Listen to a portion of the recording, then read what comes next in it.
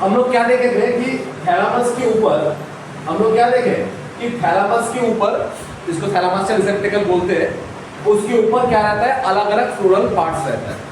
ठीक है, सबसे बाहर जो रोड्स के बारे में मैंने बोला, तो बाहर आएगा कैलिक्स, कोरोला, एंड्रोइशियम, डाइनोइशियम, है ना। तो अब उसका पोजीशन, उस थैलामस के ऊपर फ्लोरल अपेंडेजेस का पोजीशन के ऊपर बेस करके हम लोग अलग अलग फ्लावर को 3 टाइप में डिफाइन करते हैं। क्या? पहला मेरे क्या है, हाइपोगाइनस फ्लावर। वो बार बार बोलो, बायोलॉजी में सबसे पहले वर्ड को डिकोड करना है। हाइपो मतलब क्या? नीचे। एपी मतलब क्या? ऊपर। किसके नीचे, किसके ऊपर? गाइनस। ये गाइनस वर्ड किससे आया है? गाइनस वर्ड आया है हमारा फीमेल पार्ट से। ठीक है, ओवरी से, मतलब गाइनोशियम से आया गाइनस।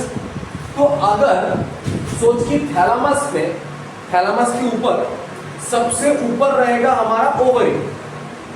ओके, गाइनोशियम का ओवरी ऊपर है, बाकी फ्लोरल अपेंडेजेस उसके नीचे से बन रहा है, उसके नीचे पे है, तब उस फ्लावर को हम लोग क्या बोलेंगे? हाइपोगाइनस। मतलब गाइनस से हाइपो, गाइनस से नीचे। समझ में आ रहा है बात? और उस ओवरी को क्या बोलेंगे? सुपीरियर ओवरी, वो सबसे ऊपर है ना। दूसरे केस में अगर हम लोग देखेंगे क्या है, पेरीगाइनस। पेरी मतलब पेरिफेरल।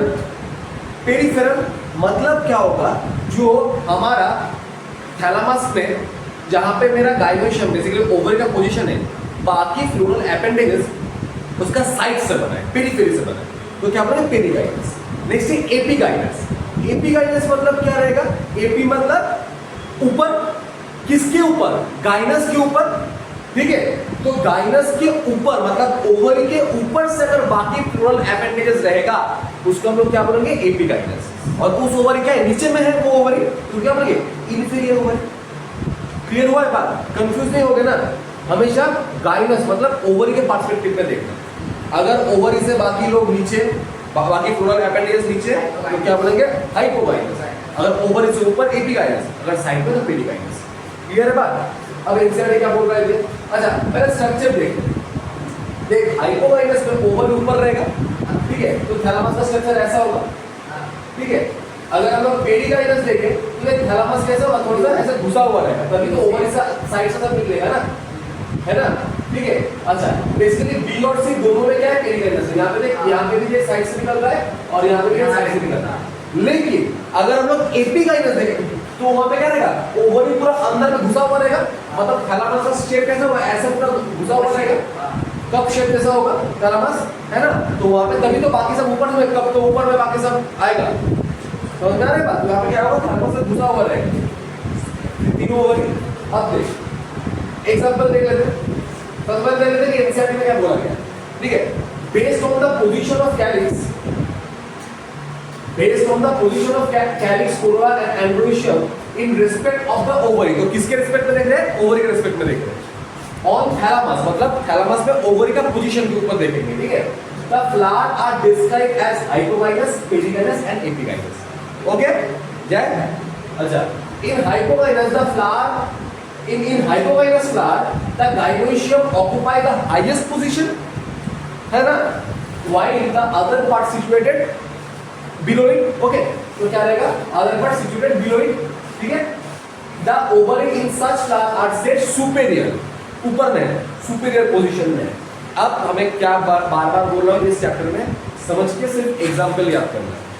क्या रहेगा? मास्टर्ड में होगा सुपीरियर ओवरी, चाइना रोज और ब्रिंजल। ठीक है, मास्टर्ड, चाइना रोज और ब्रिंजल। एक बात सुन, ये ब्रिंजल किस फैमिली में आता है? सोलानेसी। इसका मतलब बाकी में भी रहेगा। ठीक है, उसके बाद में क्या रहेगा?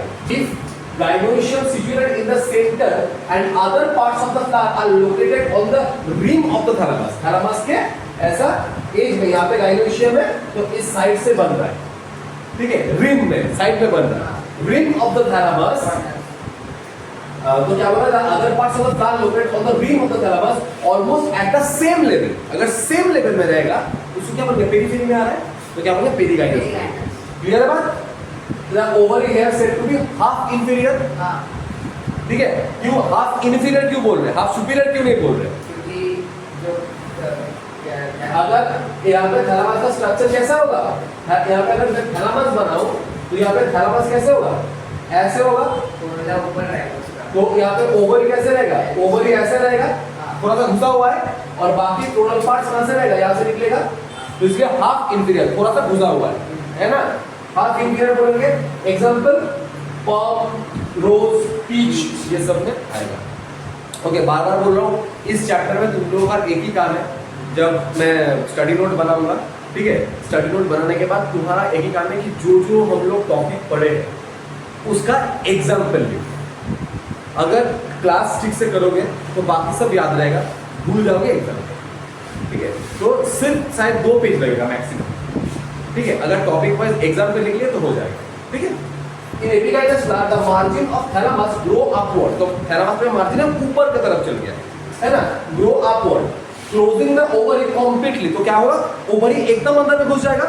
अगर थैलामस अपवर्ड में जाएगा तो यहाँ पे अगर ओवरी का, ओवरी अंदर में घुस जाएगा ना, तो वही बोला गया है तो enclosing the ovary completely, getting fused with it। और क्या होगा, इसके अंदर फ्यूज हो जाएगा ओवरी, ठीक है। तो क्या होगा, the other parts of the flower arise above the ovary। मैंने जो बोला अदर पार्ट्स का है ऊपर में, इसी को क्या बोला जा रहा है, इसलिए एपिगाइनस बोला जा रहा है। ओवरी क्या हो जाएगा, इंफीरियर हो जाएगा, है ना।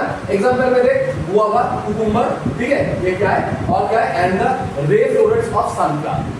Guava, cucumber and the ray florets of sunflower, ये किसका एग्जांपल है, हमारा बेसिकली एपिगाइनस का एग्जांपल। क्लियर है बात।